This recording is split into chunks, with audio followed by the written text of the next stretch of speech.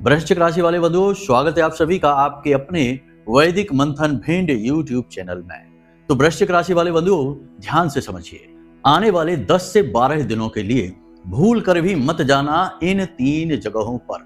बंधुओं, ये 3 जगहों पर जाने से भयंकर नकारात्मक ऊर्जाएं आपके पीछे लग जाएंगी।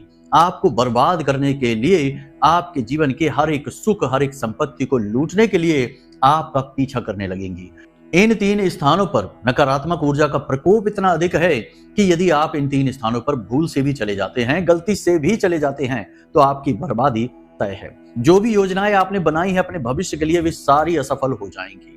आपके साथ साथ आपका परिवार, आपके मित्रजन भी दुख भोगेंगे, क्योंकि जब कोई इंसान घाटे में जाता है, दुख तकलीफ परेशानी में जाता है या किसी हादसे का शिकार होता है, तो उसके साथ साथ उसके अपने परिवार के लोग भी रोते हैं, उन्हें भी दुख होता है, तकलीफ होती है और परेशानियां भी आती हैं, आर्थिक स्थिति भी खराब होती है। अब इन 3 स्थानों पर जाने के लिए हम आपसे ना क्यों कहते हैं, इसे आप जरा ध्यान से समझ लेना, क्योंकि यह अब जो समय है 14 मार्च के बाद से, जब सूर्य का गोचर हो चुका है मीन राशि में, तब से जीवन में अंधकार का समय आ चुका है। कोई आपसे कुछ भी कहे, आपको बहुत संभल कर रहना है। कारण इसका यह है कि शुक्र, बुध, सूर्य, राहु सब एक ही राशि में जाकर बैठ गए हैं और राहु इन सब के बीच सबसे शक्तिशाली है। हालांकि शुक्र उच्च के हैं, फिर भी राहु के प्रभाव में है। कारण इसका यह है कि राहु भी एक राक्षस ग्रह है और शुक्र भी राक्षस ग्रह है, और राहु एक ऐसा शक्तिशाली ग्रह है जो सूर्य देवता को भी ग्रहण लगा देता है। ऐसे में आप यह ना माने कि सूर्य तो देवता है, सबसे बड़ा ग्रह है, तो इसका राहु क्या बिगाड़ेगा? क्यों नहीं बिगाड़ेगा? राहु इसको ग्रहण तो लगा देता है। तो अब स्थिति यही है, यानी कि नकारात्मकता अपनी चरम पर आएगी। यानी जितना भी समय मार्च के महीने में बचा हुआ है, यह संपूर्ण समय भयंकर नकारात्मक ऊर्जाओं से ग्रसित हो जाने वाला रहेगा। अब इसका मतलब यह नहीं कि हर इंसान दुखी हो जाएगा, परेशान हो जाएगा। आपकी ही राशि के बहुत सारे ऐसे लोग होंगे जो खूब सुख भोगेंगे, तरक्की भी करेंगे, परंतु उनके तरीके अलग होंगे, उनके मार्ग अलग होंगे, उनके क्रियाकलाप, विचार सब अलग होगा। जो गलती करेगा उसे सजा मिलेगी, जो गलती नहीं करेगा, सत्कर्म करेगा, पूरे बुद्धि के साथ, एकाग्रता के साथ आगे बढ़ेगा, उसकी उन्नति भी हो जाएगी। कारण इसका यही है कि राहु जिसको मारे उसे फिर कोई न तारे, और राहु जिसको तारे उसे फिर कोई न मारे। बात यहां पर यही है सीधी सीधी कि आपको राहु के साथ पूरे आने वाले 10 से 15 दिनों तक डील करना है। राहु के साथ डील में आप कामयाब हो जाते हैं तो आप कामयाबी की नई मिसाल बन जाएंगे, सीढ़ियां चढ़ेंगे, बहुत गजब की उन्नति करेंगे, हर तरफ से आपको सपोर्ट मिलेगा, धन दौलत आएगी। लेकिन यदि आप राहु से डील करने में असफल हो जाते हैं, राहु के अनुकूल न होकर प्रतिकूल हो जाते हैं, तो राहु आपको ले डूबेगा। ये बात हम लिख कर दे सकते हैं आपको। आगे कार्यक्रम में जो बातें हम आपको बताने जा रहे हैं, वे बातें अक्षरशः आपके जीवन में घटित होने वाली हैं। 10 से 12 दिनों में ये घटनाएं आपके जीवन में घटित होंगी। जब एक एक करके घटनाएं घटित होनी शुरू हो जाएंगी, तो आपको खुद ही यकीन हो जाएगा कि गुरुजी महाराज ने सारी बातें जो बताई हैं सब सत्य हैं। एक आध बात इधर उधर हो भी सकती है, परंतु हमारा जो आकलन है, जो हमारी भावनाएं हैं, जो हमारे अनुभव हैं, वो कहते हैं कि ये बातें सत्य होने ही वाली हैं। गलती तो आप करेंगे ही और गलती की सजा राहु आपको दे देगा। कहने का मतलब यह है कि ये 3 जगहों पर तो आपको जाना ही नहीं है, इसी के साथ साथ कुछ और भी ऐसे कार्य हैं जो आपको भूल कर भी नहीं करना है। समस्या यहाँ पर यह है बंधुओं कि जब भी लोगों को सत्य बताने लगो तो लोग कहते हैं कि आप नकारात्मक बहुत बोलते हैं। अगर चिकनी चुपड़ी बातें करो, मीठी मीठी बातें करो कि ये हो जाएगा, वो हो जाएगा, यहाँ से पैसा आएगा, यहाँ से व्यापार चल जाएगा, जिंदगी स्वर्ग बन जाएगी, तो लोगों को सुनने में बड़ा आनंद आता है। लेकिन होता ठीक इसका उल्टा है। कर्जा बढ़ जाता है, व्यापार डूब जाता है, तमाम सारी परेशानियां जीवन में आ जाती हैं। फिर लोग कहते हैं कि भविष्यवाणी तो गलत हो गई। तो अब ऐसा हम नहीं कर सकते। हमारे लिए तो जो सत्य है हमें वही बताना होगा, जो आपके ग्रह कहते हैं, जो आपके तारे कहते हैं और जो हमारी भावनाएं कहती हैं, मतलब कि जो माता रानी की अनुभूतियां हैं, जो हमारे अनुभव हैं, वो कहते हैं, हम वही बताएंगे। अब वह कड़वा है तो कड़वा सही, अगर नकारात्मक है तो नकारात्मक सही। आप इसे एक दवा की तरह भी ले सकते हैं कि दवाई हमेशा कड़वी ही होती है, लेकिन दवाई के अंदर क्षमता है कि वह इलाज कर सकती है, बीमारियों से मुक्ति दिला सकती है और आने वाले रोगों से बचा भी सकती है। तो यदि आप खुद नकारात्मक हैं तो आपको हमारी हर बात नेगेटिव लगेगी और आपको कुछ भी अच्छा नहीं लगेगा। आपको लगेगा कि गुरु जी तो फालतू की बातें करते हैं, डराते हैं और बस अपनी बातें कहकर चले जाते हैं। लेकिन जब ये बातें सत्य होने लगती हैं तो लोग कहते हैं कि अरे ये तो गुरु जी ने कहा था। तो जो विश्वास करते हैं, भाव रखते हैं, उनके तो जीवन में अच्छी घटनाएं होनी शुरू हो जाती हैं, क्योंकि बुराई के बाद अच्छाई तो है ही, दवाई के बाद तो बीमारी से छुटकारा है ही। जो नहीं मानते हैं वो कोई बात नहीं है, और दुख भोगेंगे बाद में, आज नहीं तो कल मान ही जाएंगे। आखिर सत्य की तो विजय अंत में हो ही जाती है। तो बंधु, हमारी बातें कड़वी हो सकती हैं, नकारात्मक हो सकती हैं, लेकिन सत्य है, इस बात की गारंटी है। सत्य हमेशा कड़वा ही होता है, और आज के समय में तो सत्य नकारात्मक ही हो चुका है, क्योंकि दुर्बुद्धि, मंदबुद्धि लोग समाज में बढ़ते जा रहे हैं। जो जिस थाली में खाते हैं उसी में छेद कर देते हैं। जिस धर्म की आड़ में जीवन गुजारते हैं, जिस भगवान की शरण में जाकर एक एक चीज के लिए विनती करते हैं और मांगते हैं, और भगवान उन्हें देते भी हैं, थोड़ी सी अकल आते ही ज्यादा ज्ञानी बनने के चक्कर में उसी भगवान का अपमान कर देते हैं, उसी धर्म को गालियां देने लगते हैं, और उन्हीं ब्राह्मणों और मंदिरों और धर्मशालाओं को दोषी बनाने लगते हैं। तो अब ऐसे लोगों का भला उद्धार कैसे होगा? इनका तो भगवान ही मालिक है। खैर बंधुओं, चलिए कार्यक्रम में आगे बढ़ते हैं। आपको बताते हैं इन 3 जगहों पर जहां आपको नहीं जाना है आने वाले 10 से 12 दिनों में। साथ ही कुछ ऐसे जरूरी कार्य जो आपको नहीं करने हैं किसी भी हालत में, यानी ये नकारात्मक कार्य हैं, जरूरी नहीं है, नकारात्मक है, इनसे बचना है आपको, इनकी संभावनाएं बनेगी। जब भी बोला जाए कि ये नहीं करना है तो ग्रह आपको वहीं ले जाएंगे वो कार्य करवाने के लिए, क्योंकि जाको दुख दारुण प्रभु दीना, ताकि मति आगे हर लीना। जिसको दुख दारुण देना चाहते हैं ग्रह नक्षत्र, या यूं कहें कि विधाता विधि, उससे गलत कार्य पहले ही करवाने लगते हैं। तो आपके जीवन में बनेगी ये संभावना है कि जब आप इन 3 जगहों पर जाएंगे, कुछ गलत कार्य आप जाने अनजाने में करेंगे, फिर आपको दुख होगा और राहु आपके पीछे पड़ जाएगा। तो बस अच्छाई इसी में है कि आप बातों को समझें, माने और जीवन में उतारें। जो बातें हम आपको बताने जा रहे हैं वे सत्य होंगी, इस बात की गारंटी है। तो चलिए बंधुओं, कार्यक्रम को शुरू करते हैं। महामाई को याद करते हुए कमेंट बॉक्स में भक्ति भाव के साथ लिख डालिए, जय माई की, जय मां भद्रकाली। महामाई आपका कल्याण करेंगी, हमें पूर्ण विश्वास है। चलिए बंधु, कार्यक्रम को शुरू करते हैं। अब सारी बातों को ध्यान से समझना है। तो बंधु, अब ध्यान से समझिए। प्यारे मित्रों, हमारे अत्यंत प्रिय और परम पूज्य अमिताचार्य जी के पास माँ बगलामुखी और माँ भद्रकाली की साधनाओं का वर्षों का अनुभव है, और माता रानी की इनके ऊपर पूर्ण कृपा और सिद्धि है। आचार्य जी ने अपने सटीक कुंडली विश्लेषण और श्रेष्ठतम उपायों के माध्यम से हजारों लोगों के जीवन को खुशियों से भरा है।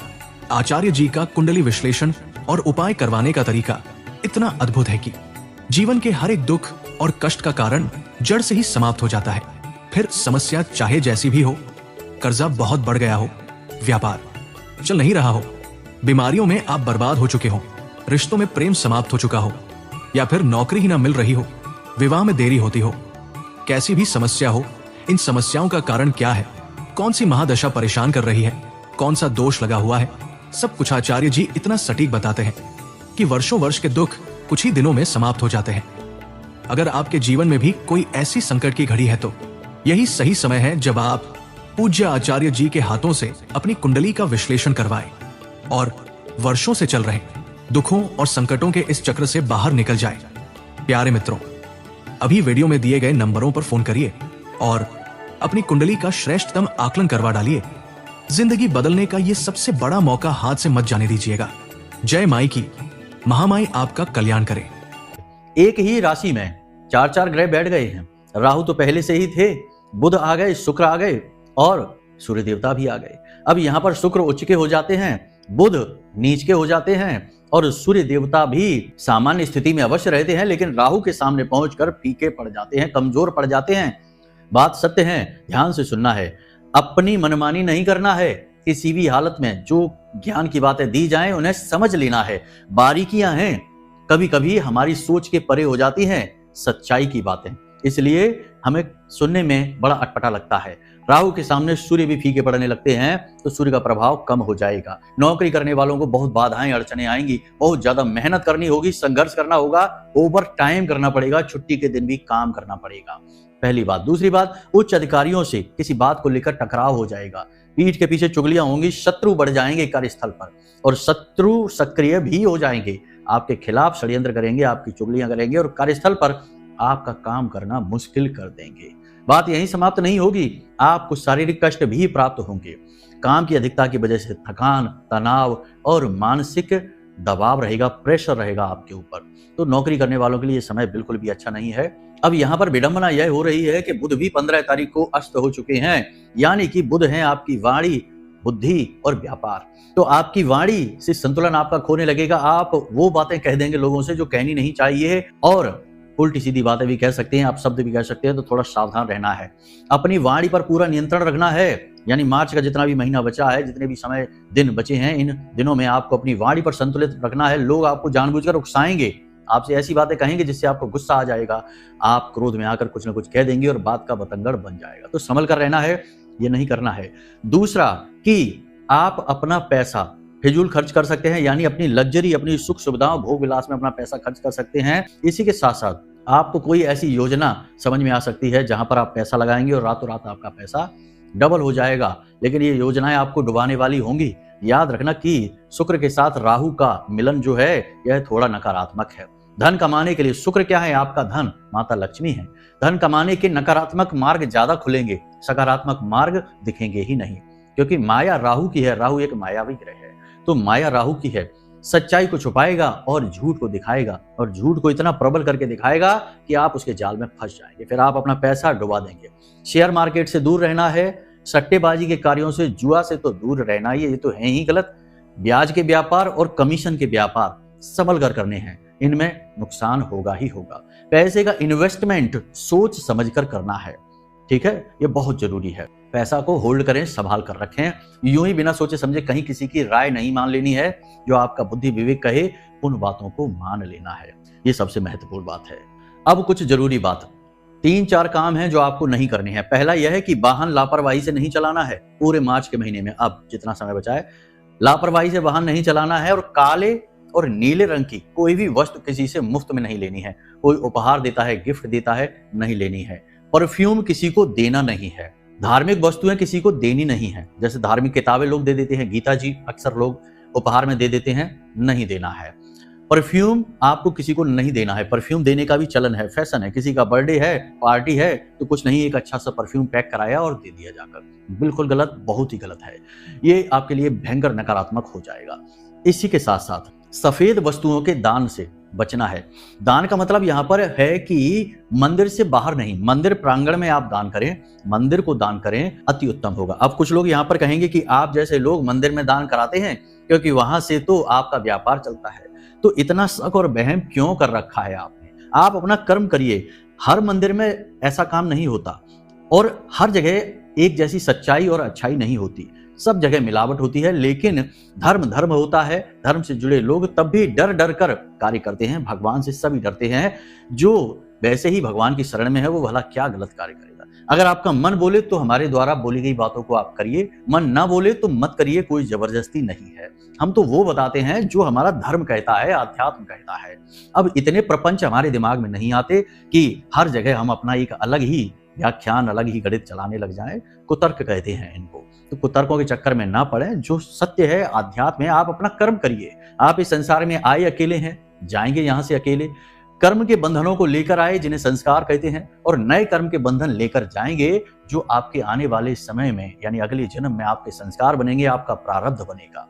तो आप अपने कर्म करिए, ज्यादा दुनियादारी के चक्करों में आप ना पड़िए। दुनिया भगवान को चलाने दीजिए, वो भगवान का काम है। आप ना कोशिश करिए, ना हम कोशिश करेंगे, कोई नहीं करेगा, किसी के बस की बात नहीं है। फिजूल में अपना दिमाग खराब कर लेने वाली बातें होती हैं ये, तो इन बातों से दूर रहिएगा।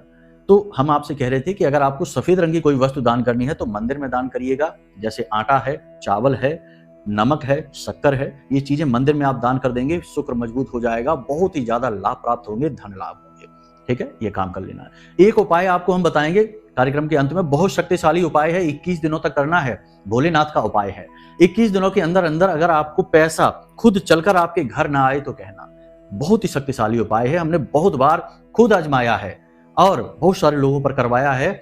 बड़े से बड़े दुर्भाग्यशाली और अभागे लोगों की भी किस्मत जाग गई है इस उपाय से। वो उपाय आपको हम बताएंगे। कार्यक्रम के अंत तक बने रहना, थोड़ी देर और रुकिए, बस हम पहुंच ही रही है वहां तक। तो अब यहां तक हमने सारी सावधानियों के बारे में आपको बता दिया है। अब बात करते हैं 3 जगहों की। बंधुओं, भीड़ भाड़ भरे इलाकों पर नहीं जाना है। अक्सर आपने देखा होगा कि भीड़ लग जाए कहीं भी, चाहे भले ही धर्म की भीड़ हो, चाहे भले ही पंडाल हो, पूजा पाठ हो, तीर्थ स्थल हो, कहीं भी अति की भीड़ हो जाती है, हादसे हो जाते हैं, क्योंकि वहां पर राहु अति सक्रिय हो जाता है। जहां भीड़ होती है, शोर होता है, वहां राहु सक्रिय होता है, और राहु सक्रिय होते ही वह नकारात्मक चीजों को, नकारात्मक बातों को नोटिस करता है, और जैसे ही कहीं नकारात्मक घटनाएं प्रबल हुई, तुरंत राहु अपना प्रभाव देता है और दुर्घटना, हादसे करवा देता है। तो आपको भीड़ भाड़ भरे इलाकों में नहीं जाना है।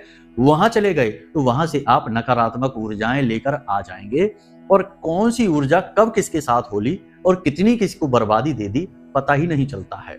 वर्षों की बर्बादी के बाद लोग जागते हैं कि गुरुजी हम तो बहुत त्रस्त हो गए, लाखों करोड़ों का कर्जा हो गया, व्यापार डूब गया, कुछ करिए। तब पता चलता है कि ये तो नकारात्मक ऊर्जाओं की चपेट में है, किसी प्रकार की बाधा है इसके ऊपर, लेकिन तब तक देर हो जाती है। तो ऐसे चीजों से आप दूर ही रहिए, ठीक है। पहली चीज ये। दूसरी चीज ये कि एकांतवास, जैसे कि सुनसान इलाका है, एकांत है, शमशान घाट है, खास तौर से जहां चिताएं वगैरह जलाई जाती हैं। गांव क्षेत्रों में ऐसा होता है कि कोई खास एक जगह शमशान की नहीं होती है, मतलब कि लोग अपने खेतों पर एकांत में जला देते हैं, तो ऐसी जगहों पर आपको नहीं जाना है।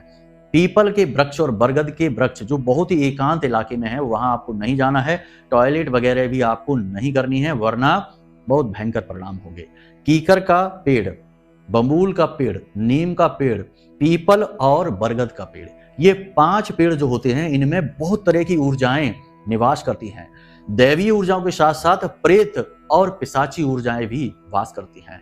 कीकर का ही तो वृक्ष था, पेड़ था, जिस पर तुलसीदास जी ने जल डाल दिया था। यूं ही शौच करके आए थे और थोड़ा सा जल डाल दिया, और उस जल से ही उस वृक्ष पर रहने वाला प्रेत प्रसन्न हो गया था। लेकिन वह तो अच्छा प्रेत था, और तुलसीदास जी संत थे, तो उनका तो कुछ नहीं बिगाड़ा, उनकी तो मदद ही करती। लेकिन हो सकता है कि कोई नकारात्मक प्रेत हो, कोई भयंकर नकारात्मक ऊर्जा हो, और आप और हम तो तुलसीदास नहीं हैं, तो हो सकता है कि हमारी जरा सी नकारात्मकता का वह बड़ा लाभ ले ले और हावी हो जाए। तो इन सब चीजों का ध्यान रखना है। एकांत में इन वृक्षों के नीचे नहीं जाना है, टॉयलेट वगैरह नहीं करनी है, रुकना बैठना नहीं है, ठीक है। 2 स्थान ये हो गए, बहुत ही महत्वपूर्ण हैं। तीसरा स्थान, जहां पर लोग शराब पी रहे हैं, मांसाहार कर रहे हैं, व्यभिचार कर रहे हैं, गलत बात कर रहे हैं। अक्सर ऐसा होता है कि लोगों को हमने देखा है कि गुरुजी हम शराब पी नहीं रहे थे, हम तो वहां बस बैठे ही थे, और वहां से उनके जीवन में नकारात्मकता आ गई, राहु सक्रिय हो गया। कोई जुआ खेल रहे हैं कुछ लोग, और कोई है जो वहां देख ही रहे हैं, बस वहीं से उनका बुरा समय शुरू हो गया।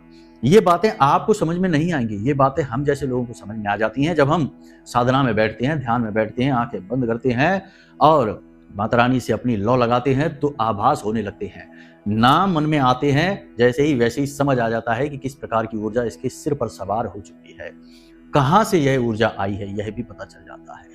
एक बच्ची थी जिसकी हमारे पास में कहानी आई कि बड़ी बुरी स्थिति, बहुत बुरी स्थिति, यानी बहुत ही सभ्य लड़की थी, विवाह हुआ, उसके 1-2 वर्षों के बाद ही उसके ऊपर एक ऐसा भयानक प्रेत हावी हुआ, और उस प्रेत ने उसे बर्बाद करके रख दिया। 1 से 1.5 वर्षों तक उसे भयंकर तरीके से प्रताड़ित किया।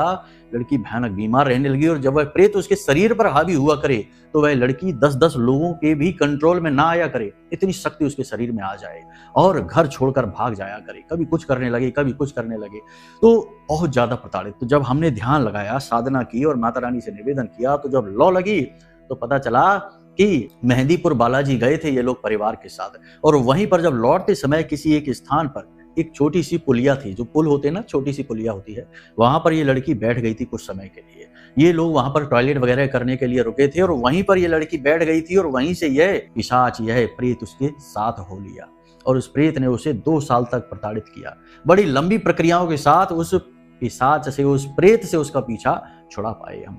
तो आप समझिए कि ये ऐसी चीजें हैं, इनसे बड़ा मुश्किल होता है पीछा छुड़ा पाना। एक बार अगर ये आपसे जुड़ गई तो जीवन ही खराब कर देती हैं।